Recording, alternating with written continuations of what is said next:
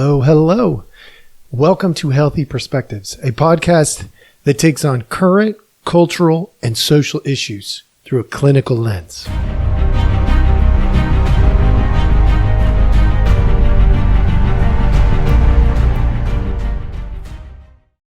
All right. Welcome back. Thank you so much for joining us. As always, we appreciate your time. And today I want to talk spontaneity. And I'm going to be honest, I'm going to be walking through it as I walk through it. I did that on purpose. A couple of reasons why. One is because this is something that is percolating inside of me as a therapist. It's one of these pieces that I've seen for years and years and years.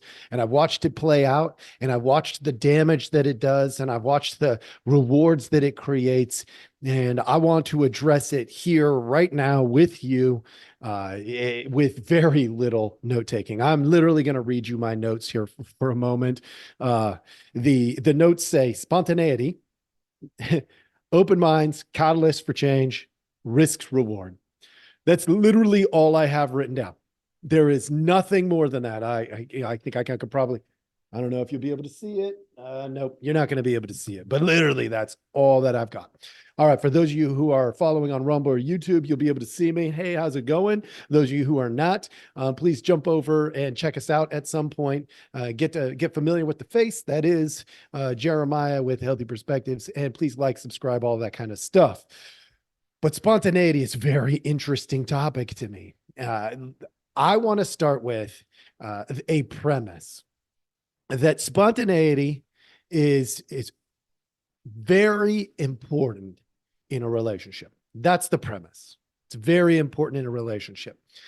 And the more I see this play out, the more I think I'm beginning to understand. Look, I don't, just because I study this kind of stuff doesn't mean I claim to have all the answers for you all along.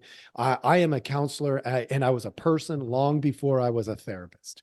And so, the idea of having things that are intriguing to us, it's no different whether you're a counselor, whether you're an accountant or a pastor or a gadget maker. I don't really care what your profession. If you are driven and excited about your profession in general, you will have those moments of like, wait a minute, this is catchy. There's something about this that is a thing. How do I make this more efficient? How do I make this better? Whatever the case might be. And for me, spontaneity is kind of the thing of the moment. I've gone through many, many things, so I'm not going to get so high on this that you're gonna be like, oh my gosh, spontaneity is the best thing in the whole wide world, because that's not what I'm going to say here. But I do think it's an integral part of relationship development, growth. It is an integral part of success in any kind of relationship, whether that's a friendship, a romantic partner, a father-daughter, father-son, mother-daughter, mother-son kind of relationship. Any relationship, your relationship with your grandpa and grandma, probably to some degree depend on spontaneity. Let's talk about why it's such an integral part. Spontaneity inherently keeps open-mindedness. When we don't know if there's going to be a surprise around the corner, there's this little, I mean, look, for some of you, you are very rigid people. You have taught yourself how to live very rigid lives. And this probably terrifies you to think about spontaneity. But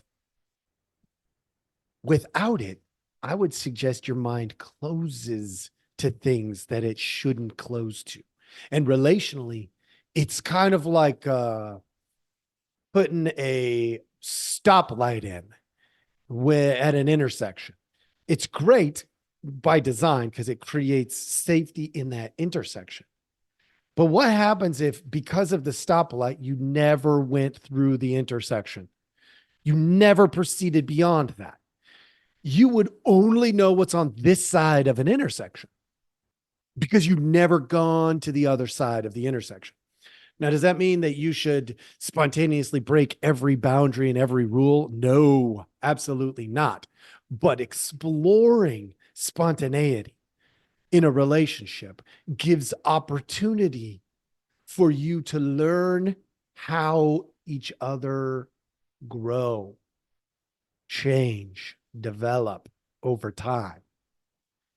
And that is a really important piece. Now, I'm going to get to the risks and rewards because I do want to get there, but I want to start with spontaneity encourages open-mindedness until it harms or hurts somebody, and then it sort of creates a closed-mindedness. So, how are we going to balance that? I'm not sure yet because my notes are almost done. They're almost over.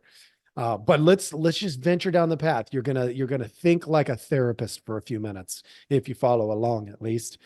Let's start with the open-mindedness. That is good. We know that being open to new information helps us to do better in our lives. That doesn't mean we accept all new information that comes. Sometimes we have to set boundaries and stuff like that. But openness to new information isn't a problem. It can become a problem if we accept certain kinds of new information. So what I would suggest to you that spontaneity is a catalyst. This is that second note that I told you about, is a catalyst for change. Meaning when something surprises you, or you intentionally surprise a person you're in a relationship with. You show up at their house with, with a gift. And, they're like, whoa, hey, I didn't expect a gift. I didn't know I meant enough for you to go to the store and get this thing and bring it over to my house. But when you surprise them with something like that, it creates this wow moment, and sometimes that's frightening. I get that. But oftentimes, it's what makes you want to dive deeper to say, what is it about this person that they're taking to me? Why would they take to me like this? And that kind of a question creates a whole world of possibilities, open-mindedness. Without that kind of opportunity, we don't create these blank slates, these territories where freedom is really present. And I think it could harm relationships by doing that. So we want to be helpful to relationships. So we use the catalyst for change. We use spontaneity as one of those tools. I'll give you an example. I went for a drive just the other day, just yesterday, actually, and we missed a turn. And my wife and I, we look at each other and we say, well, let's just keep going. That was a spontaneous moment for both of us. We discovered where we thought we were, we might run into a limitation. We discovered there wasn't a limitation. And then the question became, where are we going to go then? Well, we're still going to go to the same place. We're just going to take a different route. Oh, well, what's on this route? And we began to have conversation. We opened our minds to the possibility that the plan wasn't going to work out perfectly because we missed a turn. And we could have turned around. We could have gone back, but spontaneously, we decided, well, let's just stay this course. And it's no big deal. It's no big deal at all. I mean, it's a little out of the way. I mean, we could have gotten all wrapped up in the, oh, I can't believe we missed the turn, or it's going to cost this much more in gas, or I mean, we could have come up with so many reasons to ruin the spontaneity, but we didn't. We ended up at a beautiful waterfall. We ended up, it was a different adventure than we had anticipated, but still fantastic. Now, they're not all going to be like that. That's where we're going to get into the risk reward conversation. We took a risk. And in this particular situation, the reward was a good payoff. We hung out at a waterfall. We walked along logs. We got great pictures with our kids. Like it was good. But sometimes we take that risk and it bites us. In other words, what we find out is a place that we didn't want to be. Now, I'd propose to you that's good information to have. That's really good information to have. Being in an open mind, look, spontaneity encourages open mindedness. If we're not attached to a particular outcome, like one specific outcome, all of a sudden, the outcome that comes tells us maybe we like this, maybe we don't. It's not about it didn't work the way it was supposed to, or it worked exactly how it was supposed to. It takes away that the whole idea of I'm going to control everything that I can. Spontaneity says, let's let control go in the areas where we don't need control. Now, obviously, if we didn't have the money or the time, or, if there was a road that was blocked where we were going, we would have turned back and we'd have been like, oh, well, I mean, the other option would have been to complain, whine, bicker, like, oh, that would be disgruntled. That would be an option. But when we're not attached to a particular outcome, the disgruntled nature of lack of control, essentially, takes us down a path where we don't typically decide to get disgruntled and angry or frustrated or irritated, because we're taking it as it comes. We live more in the moment. Now, I know you can't always do this, but I posed this question. To somebody. How could you be more spontaneous at work? And they said something along the lines of, I could bring donuts to the office. Okay. I mean, there's some spontaneity in that for sure. How else can you be spontaneous? Look, we could do all kinds of things. Some people are like, well, at my place of employment, it's such a professional environment. We don't really have a lot of space and room for spontaneity. I think you're not correct. I know that was pretty bold of me, but I think you're not correct. I said to this person, I said, so if you had a surgeon that was getting ready to do surgery, and it was like a big surgery, an important surgery, how much spontaneity do you want in that room?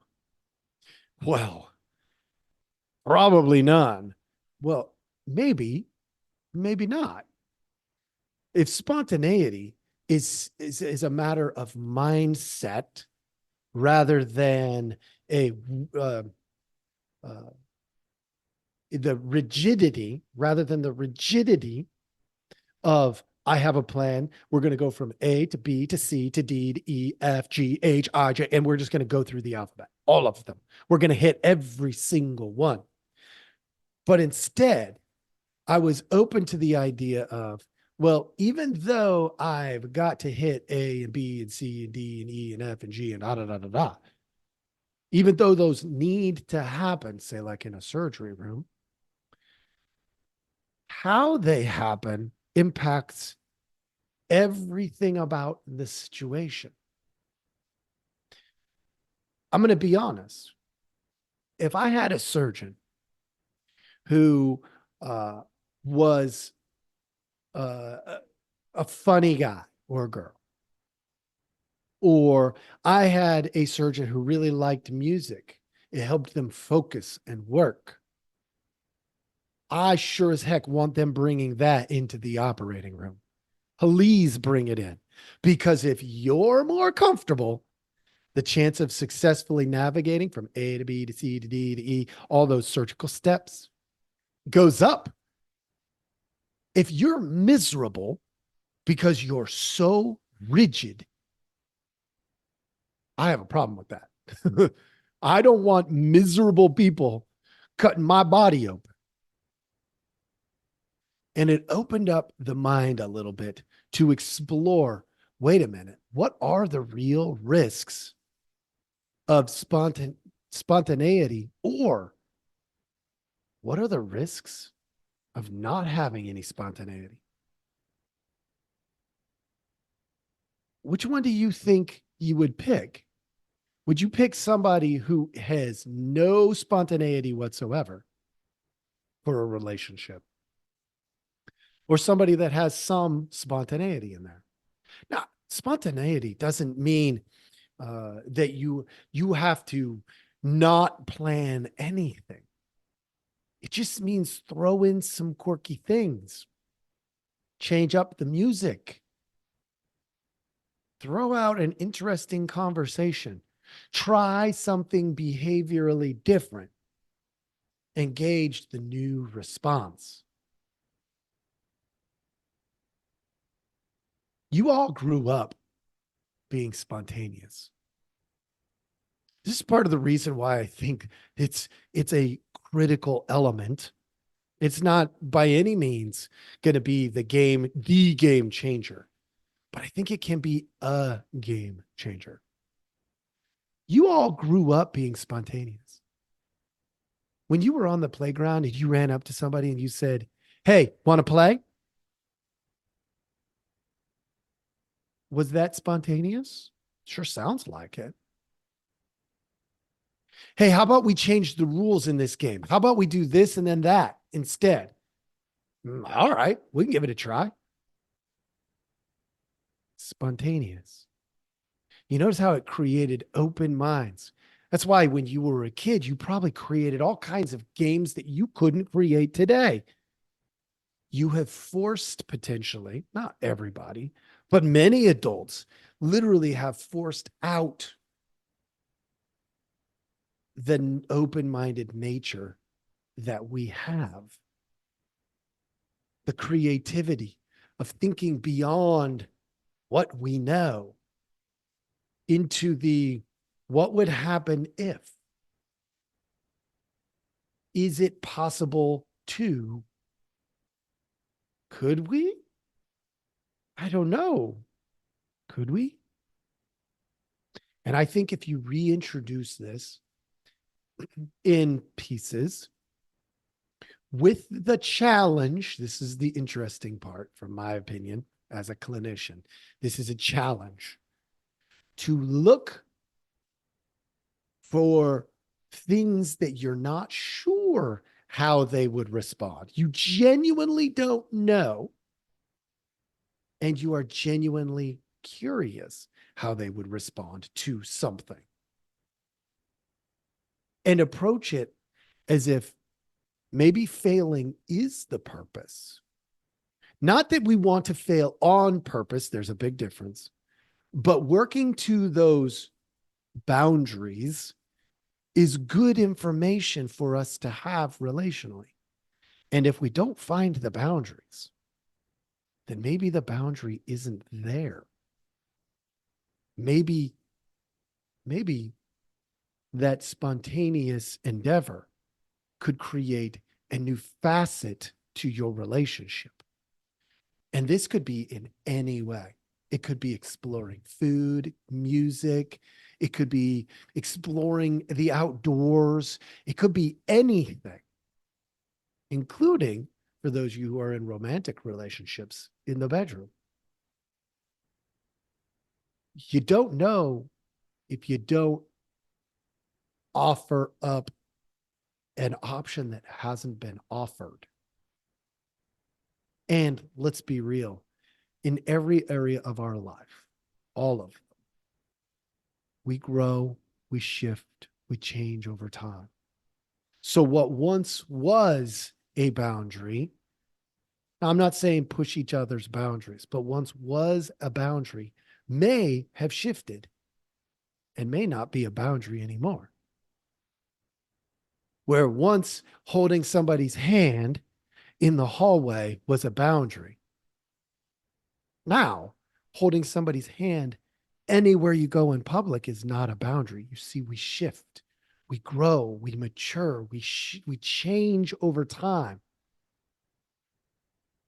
And the only way to find out where those changes are, be spontaneous. Well, it's not the only way, but it's a good way. Be spontaneous. And if you're not sure and you want to test it out, you can test it out without doing any harm. You just got to balance the risks and rewards. If there's something you want to try in a relationship, say, I think maybe you'll like roses now. That's pretty low risk. Get a rose, take it home. They like it or they don't. You know, I don't like roses. I do. But I was just seeing if you had shifted, seeing if you like them now. Oh, still don't like them. Got it. Maybe I'll check again in 10 years. Maybe you'll like them then. In small doses, spontaneity can be a very beneficial thing, I believe. So here's what I want you to do. My takeaway is test it out. Give me feedback. I would love to hear from you about spontaneity. I want to know where it has succeeded wildly, failed miserably, everything in between. Help me figure out exactly how significant spontaneity is within the realm of relationships. And by relationships, I mean friendships, I mean parent-child, grandparent, grandchild, romantic relationships. It doesn't matter. I want to know how spontaneity has played a part in your story. And if you want to help me out, I may be able to use some of that as content in the future, and we can help the discussion go a little further. Thank you so much for joining us. As always, we appreciate your time. I appreciate you allowing me the opportunity to spontaneously deal with spontaneity, which is kind of weird. My notes are still very small, but I did go down a little bit of a rabbit hole here. Hopefully it was helpful still. Please like, subscribe, do all that kind of stuff, and I hope you have a wonderful day.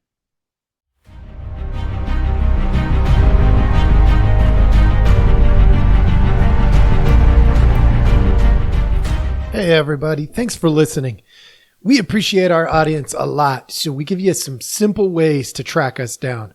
Please like, subscribe, and follow all the podcasts on different platforms, but you can also email us at healthyperspectives@protonmail.com, or you can check out our website at healthy-perspectives.com/podcast. It's a backward slash. So if you want to go to our landing page, if you go to healthy-perspectives.com, you'll still find us. You just got to click on the podcast button.